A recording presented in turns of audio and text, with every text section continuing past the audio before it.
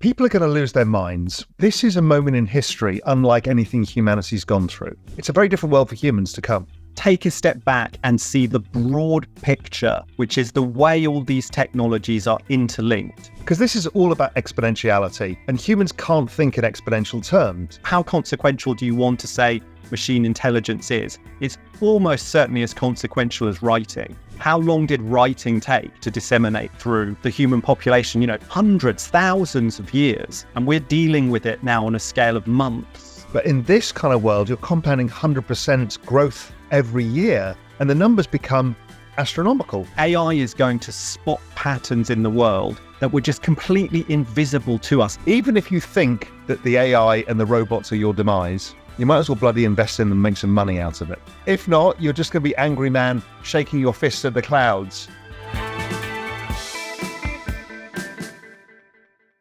If you go back to like 2021, 2022, a lot of these stocks were trading in the low single digits. Like there was absolutely no hope. So they would definitely go back there.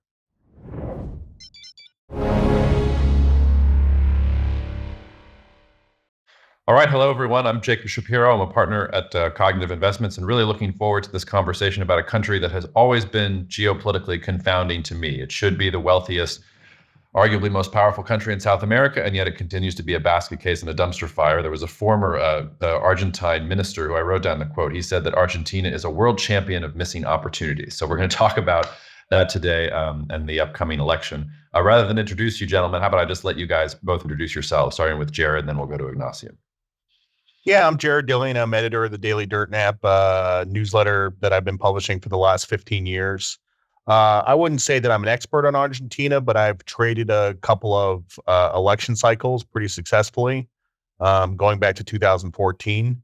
Always taken an interest in it, and I've visited before and had a great time. So those are my bona fides. Well, my name is Ignacio Asis. I'm from Argentina. I'm currently in Argentina. I'm professor at international relations and political sciences at Austral University in Argentina, and I'm also an M&E development policy analyst in Latin America, currently working for a regional development bank. Very nice seeing you. All right, well, nice to be with you guys. And Ignacio is in downtown Buenos Aires, so there was some noise beforehand as we were getting ready. So if you hear noise, you're getting the authentic Argentine experience here. It's nothing to do with real vision or mics or anything like that. I thought I would start off by asking Ignacio to help frame things for us, because Jared mentioned trading a couple cycles, and I think people have taken interest in Argentina for a while. But my sense, Ignacio, is that this election is different than all the others, and that something has fundamentally broken and changed in Argentina. And whether Massa wins or whether Milei wins, it seems like the old political categories, the old political alliances, it seems like everything is out the window. Am I overstating things here, or on the ground, from your perspective, is it that big of a stepwise change? No, actually, you are not. You are being pretty precise. To my understanding, this is a new idea of elections for all of us here in Argentina. Something that hasn't happened in Argentina for a long, long time. For many people, has never happened, and it's also very odd in Latin American terms as well, because as you said, and we can deep on all of this. There are new players, there are new rules, there is a lot of uncertainty. So, brand new experience for many citizens in here. And I guess, how would you explain, so, I mean, I've got a couple of stats here just to underscore just how bad things are economically. We've got inflation at 143%, interest rates around 133%. Net foreign exchange reserves, I mean, they got as far as -6 billion. I think they've improved a little bit since then. The economy is projected to shrink 2.8%. On the black market, the peso is over 1,000 on the dollar. I think the government peg right now is 350. And yet one of the contenders to be the next leader is the economy minister who's overseeing this economy. So can you explain why Sergio Massa seems to have such staying power? Because I would think in any other election, somebody who oversaw that kind of economic record would be hiding in shame, not insisting that they should lead the country. Well, all of that has a weight in the current election as well. But probably and that's amusing for you and for all of us, is that probably not as heavy as every one of us would think, right? I mean, he has been the Minister of Economy for the last year and couple of months, and in this last year, but even before that happened as well, all the economic indicators have been getting worse and worse, right? And we can add some more, right? I mean, for me, the big one, the one that I always mention, is that every 6 out of 10 children in Argentina are poor, right? And again, we have every month we have a new record of inflation. Currently, specifically today, we have started a devaluation of a slow-paced devaluation of our currency. So things are not getting better economically, of course, not socially, but still we have the main contender is the Minister of Economy, as you said. And why is that? Because on the other side, the other contender, it's a representative of the hard right in Argentina. Currently, the only person who has the power to move the people who are considered themselves as libertarians, economic libertarians, which doesn't necessarily mean the same in Argentina than in the US. So it's a campaign, it's an election, the one that we are having next Sunday, in which the two main contenders have a really big, complicated background and context. Yeah. Before I bring Jared in here, just one more question to set the scene for us. So, I mean, Javier Milei is almost a punchline. Like, I don't even have to make jokes. If I just start describing factors of him, it's going to get laughs and things like that. But what I was most surprised about was, so Patricia Bullrich, who came in third in the first round of the presidential election, she came out and supported him and told her supporters to go out and vote for him in this next election. And she doesn't represent the far right. She represents the center right. And when you start poking around, you look at polls, suddenly they look a lot closer than they did a couple of weeks ago. You get reports about farmers sick of the way the Argentine government has always tried to control the market and all these other things, and how they just want to vote for change. Well, first of all, just how do you sum up Milei as not a punchline? What does he actually represent? And do you think he has a chance? Because I know when you and I talked a couple of weeks ago, you didn't think he had a chance, and the polls have since surged quite a bit. So the big picture is that we have had more than 16 years of indicators that you mentioned getting worse and worse, right? So for a big part of the population, even more for young people, many citizens think that they are losing the hope on the usual suspects, right? On the politicians with a lot of history that has always been there, right? Between columns. So Javier Milei is an outsider of the politics, and that's a key aspect of him coming so big and so loud, because he represents a lot of people who is tired of the economic situation getting worse, the social situation getting worse, all the aspects in their life getting worse each day, right? So Javier Milei has that, and a lot of people support him because he's the outsider. And you know how it works with outsider. We have seen it in Brazil, we have seen it in the US, we have seen it in many other Latin American and the Caribbean countries, also Europe. The outsiders always have a lot to offer because they can promise a lot of things easily, but they also represent the hope for change. That's always powerful. That's always powerful for the regular citizen, right? Hey everyone. Have you yet checked out the incredible, groundbreaking new Real Vision platform? See, we've built something that allows you to live your financial life in one place. We bring together the knowledge, tools, and network to help you thrive in your financial journey. We've got AI tools to help expand your knowledge. We've got courses and education. We've got note-taking. We've got pricing and charting. And in addition, we've got obviously the world's best content, both on macro and crypto. to bring everything together.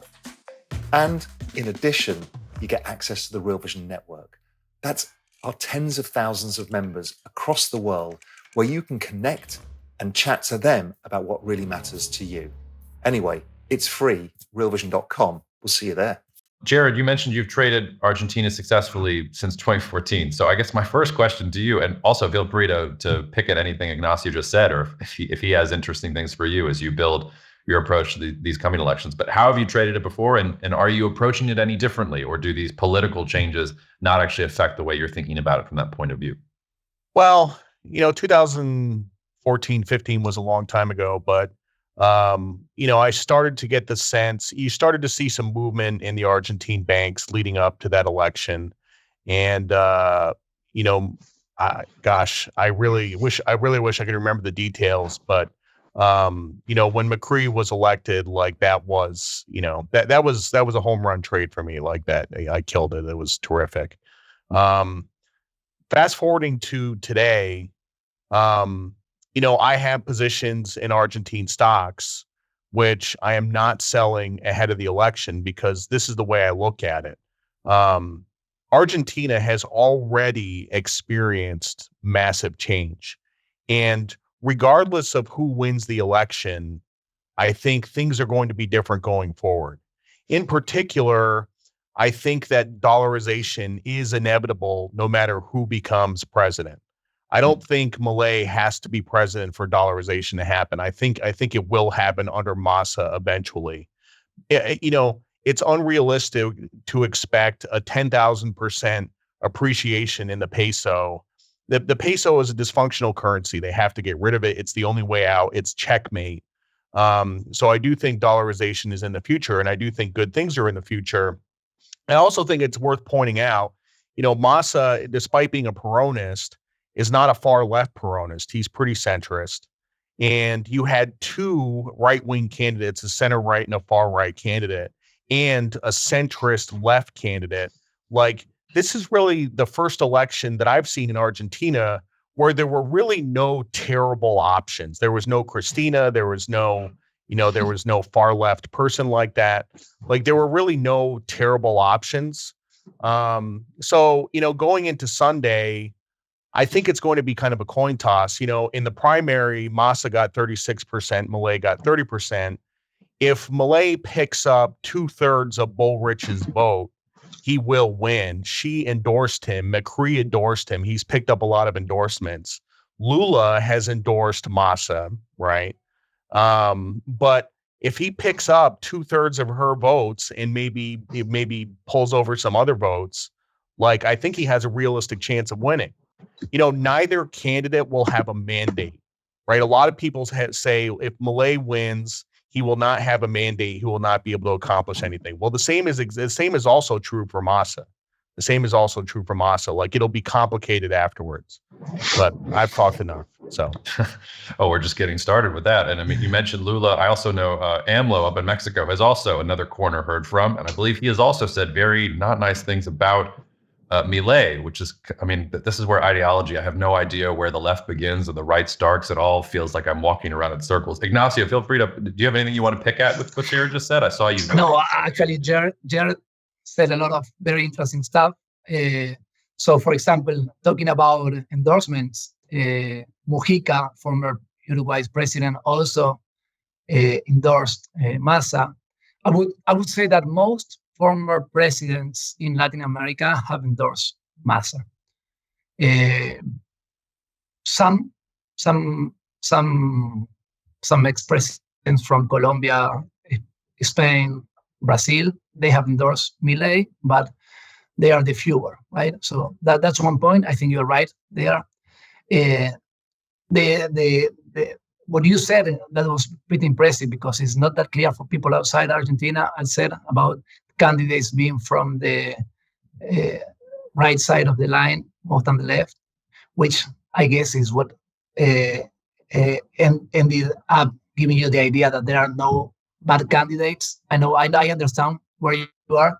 That doesn't happen in Argentina or for Argentinian voters, and you can see that while looking at the no votes, no shows, and white vote in the last elections. There are a lot of people who doesn't want to vote for any of these candidates. So I wouldn't say that there are not bad candidates. That there is something unusual, and for most citizens here, that a lot of people in the center doesn't feel represented. But what I was amused by here is what you said about being from the right? Because that's a great point. I mean, Massa is supported by Peronism and many left-wing parties, but traditionally, his ideas are not traditionally from the left, right? Which that's another point that you were mentioned, Jacob, before. That's pretty unusual in Argentina. You have always have in the last 16, 20, 30 years, always a representative from left-wing Peronism or more central-left Peronism, which is not that clear today. Massa doesn't represent that side. He's supported by that side. He's supported by that party, but traditionally his ideas doesn't fit perfectly on the left-wing kind of thought, and that's why he have received endorsements from AMLO, from Mujica, and at the same time from the markets. Yeah. Jared, I want to play a little devil's advocate with you on the notion that dollarization is inevitable. And Ignacio, I hope you'll weigh in too, because this gentleman just called your country's currency basically worthless. But I wanted to push on the dollarization is inevitable because let me see if I can construct a counterfactual. So one of the reasons Argentina's net foreign exchange reserves went so low is because they've had a terrible drought there over the last couple of years. They had that triple dip La Nina, which meant that their grain exports were way down. And then, that the weather is already resolving. Argentina is probably going to export agricultural commodities like it has in the past and is going to have great demand for them.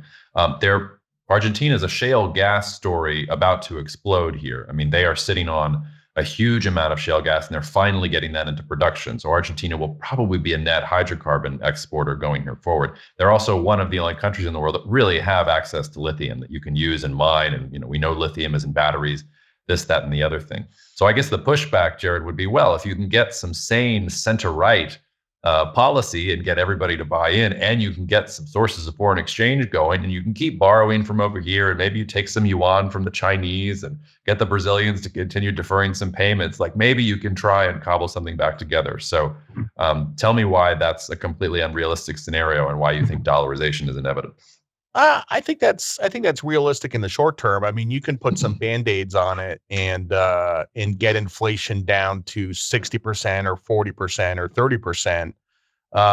But like, if you want to get inflation down to 3%, which is what U.S. inflation is, then you have to dollarize. Like, there's no other way around it. The other thing I want to point out is, I think this is super interesting. So, if I remember history correctly, Peronism started in the 50s or 60s. And, the country has basically been Peronist for the last 60 years with a couple of stretches in between with Menem and a couple other people, Macri. But really, you had to get to the point where there was so much economic pain that the people of Argentina were willing to try what is essentially Ron Paul. Right? Like they were willing to try Ron Paul in Argentina. And the United States is a capitalist country, and we weren't willing to try Ron Paul, right? Like, they had to get to the point emotionally, psychologically, where the alternative was so bad that they were willing to try anything. They were willing to try a guy who names his dogs after Austrian economists, right? Like, and it's, I think it's a fascinating study in social psychology, right? And, and like I said, like, regardless of the outcome of this election, I think that Argentina is on a better path. I said, I am not selling my stocks. I'm willing to hold them for the next 5 or 10 years. I think dollarization will happen. And if you look what happened in Ecuador after dollarization, like, you had 12% GDP growth for like 5 years. You'll have massive growth. So I think it's inevitable. You said you're not selling. Are you adding? I'm not adding. So there might be further to go. Ignacio, do you feel, how do you feel about two Americans talking optimistically about your country? No, it doesn't actually change a lot. But it's for me, it's also fascinating that you know in the market so well are willing to say that dollarization is inevitable. When you describe Peronism and some part of history, that's pretty accurate. But you have also, and because of that, you need to also remember that we have been here before, at least twice in the last almost 40 years. We have an hyperinflation in the 89. We have same social indicators in 2001, and the main parties are still there, right? So that's one difference. We have been already there on the streets saying everyone should leave. We need new politicians. We need new parties, and here we are, right? But that explains Milei and all the craziness you've been talking about, which, as Jacob said, we can talk a little bit more about that. But let me add that because of that, I don't see dollarization happening if Massa wins, because Peronism and a lot of Argentinian society doesn't care so much about growth and GDP as we care about inequalities and distribution. And Peronism is all about distribution, has always been about social justice. So if dollarization, as it happened in Ecuador, turns to growth with more inequality, Chilean indicators, I don't know how many people would sign that. Yeah, right. And if we can see the future, I don't know how many voters can sign that. And I don't think Massa would do that if that's the forecast, right? Because of the social pain that will happen. And for Peronism and in our equation, the social aspect is big. And as you said, Peronism has been there since the 50s, right? Actually, 48. And so Peronism, it's all around our country. It's all around our bureaucracy. It's all around our powers in our chambers, in our executive power. So you have to deal with that. Someone who would like to dollarize in Argentina needs to create a big, massive consensus, which has never been there. And that's why I think even if Milei tried to do that, he will find a lot of backlash there, right? I mean, it will take a lot of effort and a lot of, hopefully not blood, literally, but a lot of sweat, I would say. I'm glad you said that, Ignacio, because the question I'm getting most often from clients who are looking to me for political risk insights is, okay, like we agree with Jared's narrative that maybe not that much is going to change, that political leaders come and go, that neither party or neither leader is going to have a Congress or a chamber of deputies that they can go to and depend on for anything reliable in terms of legislation. But if you did have Milei, that there would be so much instability that you could see protests erupt in the street. Could we get a Peruvian style, that escalated eventually up into a coup? Could we get a Chilean style, protests in the street that lead to new constitution and things like that? Like how bad do you think things could get and go either direction? I mean, I'm thinking that the instability is more pronounced if Milei wins tomorrow and he realizes he can't just eliminate the central bank with a wave of his hand. But are you concerned about sort of political instability on that level coming out with the result of the election? So we have political instability, organized and unorganized. I would say that it's for sure we will have organized political instability. Unions, syndicates, political parties, social movements will be on the streets. We are used to that. And actually, one union leader was saying yesterday that if Milei wins, he will be on the street doing hanging himself and how do you call it? He will stop eating until the end. He said something like that, right? No matter what. I think organized instability will happen for sure, at least for a while, probably for long. Unorganized, we will see. I don't see the Chilean kind of instability happening. On the other side, I don't see if Milei wins, which is also a concern I read on international newspapers and media, I don't see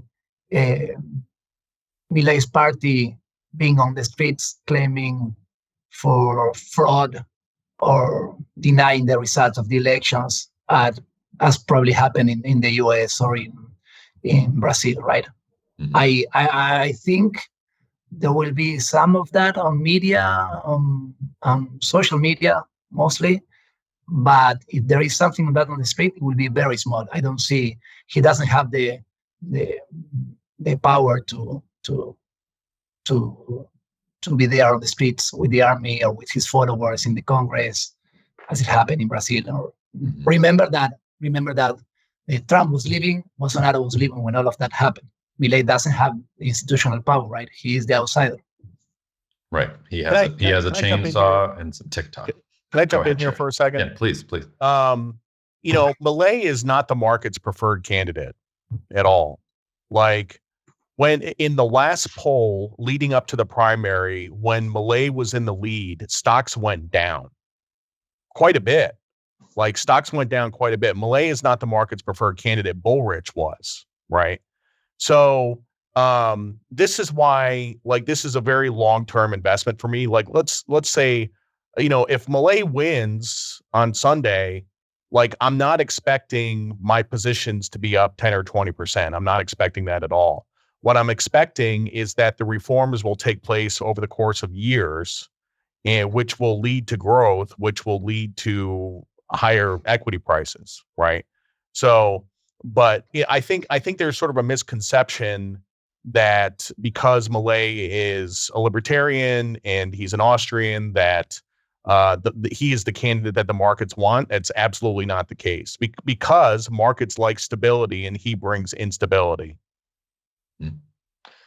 That's a great point. If you let me add to that, Jacob, just to say that that's a big point, because people, I think Jared has done his homework for sure, and from the outside, if you only read media, you said, okay, this is the candidate that markets would want, Milei, and exactly as Jared said, he's the representative of the far right, but he is pro instability, right? Economic and social instability, at least in the short term.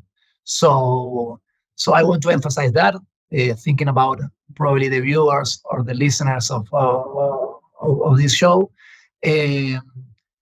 Massa is the favorite of the market, exactly as Jared said, and you can see it again, giving some framework in the PASO, in the previous election. Milei won. The following day, the dollar went up very badly. And the second, in the general elections, Massa took the first place. There was not a big movement. And most people here knew that, right? I mean, he doesn't say it, but the market is supporting him. Jared, you mentioned, so if Milei wins, you're not expecting a pop in your positions. If Massa wins, do you expect a pop? I actually don't think there's going to be a huge amount of volatility in stocks around the election. I think you could have, I think probably stocks go down no matter what happens. I think you probably get, a 10% decline if Massa wins or Milei wins. That's kind of what I'm expecting. So, yeah. Are there particular sectors, Jared, that you're optimistic about within Argentina, or are you really just expressing this from a country point of view? There's only 19 ADRs that you can trade in the US on Argentinian companies. And there's an ETF, ARGT, but it's about 45% Mercado Libre. So it's very top heavy. So that ETF is useless. So basically, I have a bank and an oil company, and that's how I've chosen to express it. So, Ignacio, how are people investing there in Argentina? I ask because Turkey is an example of another country that over the past couple of years, inflation was rising, headed towards 100%. Erdogan has crazy monetary policy. Everybody's making fun of. He was emblazoned on the cover of The Economist. That's when you knew that probably things were going to go the opposite direction. And the reason it went the opposite direction was because foreign investors weren't that brave with Turkey. They headed for the hills. But Turkish investors, to protect themselves against inflation, the only thing they could do was buy Turkish equities. And so the Turkish stock market has been a great trade over the last couple of years. How does that work in Argentina? Is there because I don't know how that works in the context of Peronism and everything else. I think we can talk about that for several episodes, but let me tell you about four different behaviors or four different type of investors, right? So regular citizen, we all save and invest in dollars and foreign currency. We don't use pesos to invest. We don't use pesos to save. We spend a lot. So if you come to Argentina, we are spending a lot because we cannot look to buy a house. We cannot look to buy maybe a car, right? But liquidity is so high that we need to spend the money that we have if we have it in pesos, right? That's one behavior. The second behavior is that we have around 20 different kind of exchange rates, right? So if you have the money and if you have the dollars, you can buy in one market, one at some exchange rate and sell in another one. A lot of people, but not regular citizens, are doing that, right? If you have the dollars, you can play on that. And if you have foreign accounts, other banks outside the country, you can do a lot of that movement. That's happening a lot. That's also being controlled a lot by the government, but it's happening and being controlled. The third one, it's more for the long-term kind of investor, maybe Jared, right? Energies in our country, it's getting big, it's getting better, it's getting stronger, has been there for maybe 15 years. We have the third biggest shale reservoir in the world. And we have a lot of local investments there, right? That was my fourth kind of behavior. But we also invest in energy. But a lot of foreign companies are investing in shale gas, shale oil, and as you said before, lithium. In the last 2, 3, 4 years, a lot of lithium companies have come to Argentina to explore in the northwest, right? And more are coming, more and more jobs are being created around that market.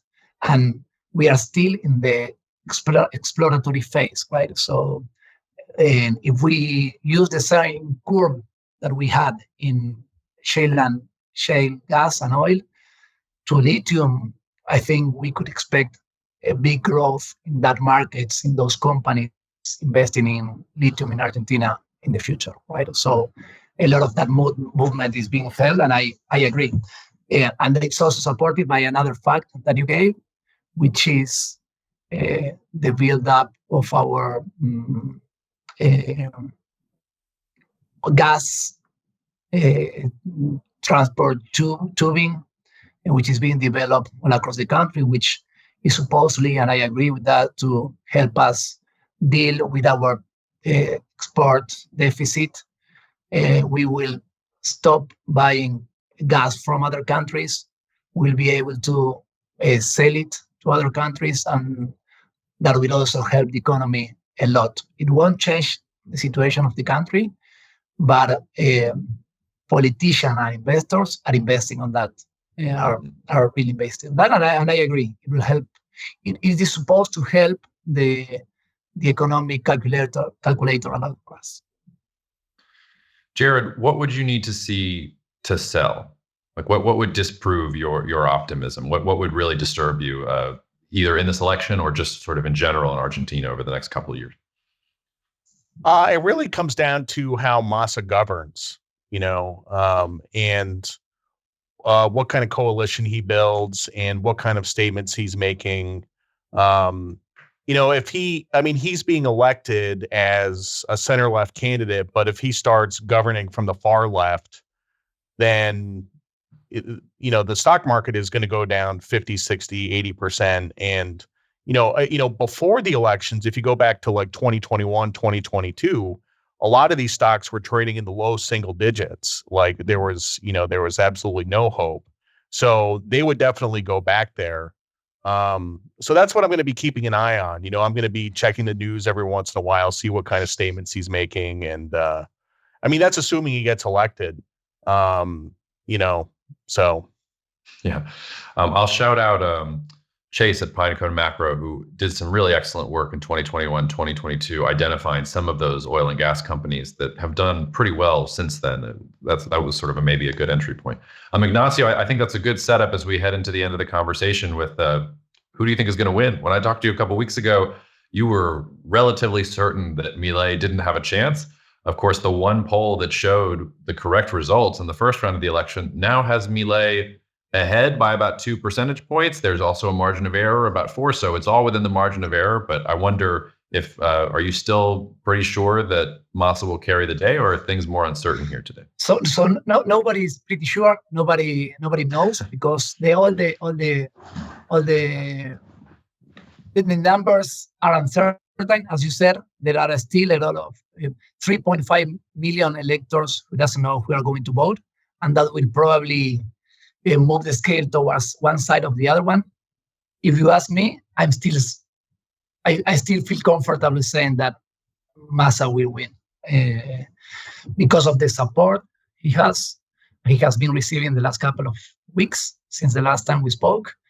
Even though, as you said, as Jared said, Patricia Bullrich and former President Macri endorsed Milei, most of that party broke up, and part of them are supporting Massa as well. So to my understanding, Massa is better positioned nowadays.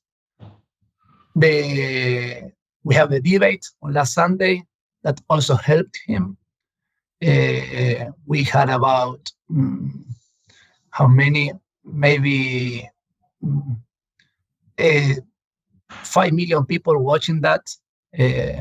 So that should also help Massa. So I still feel comfortable saying that Massa will win because of my math and my understanding. But as you said, actually no one knows, and even voters, a lot of voters haven't decided yet. Yeah. I've obviously been hosting the conversation, but Jared, I want to give you the opportunity to ask Ignacio anything that you want. It's not often you get an expert of this caliber, probably, that you can ask whatever you want. Probably it'd be interesting for the audience to hear what you want to know from him. So I'll shut up and let you ask him a question. Actually, I do have some folks in Argentina that I talk to. I mean, obviously, like I am pretty plugged in, but it's great to talk to Ignacio and it's great to get his perspective. My heart wants Milei to win, but I think my gut tells me that Massa will win. I would like to see radical change in Argentina. I would like to see it happen, and I think the country is ready for it.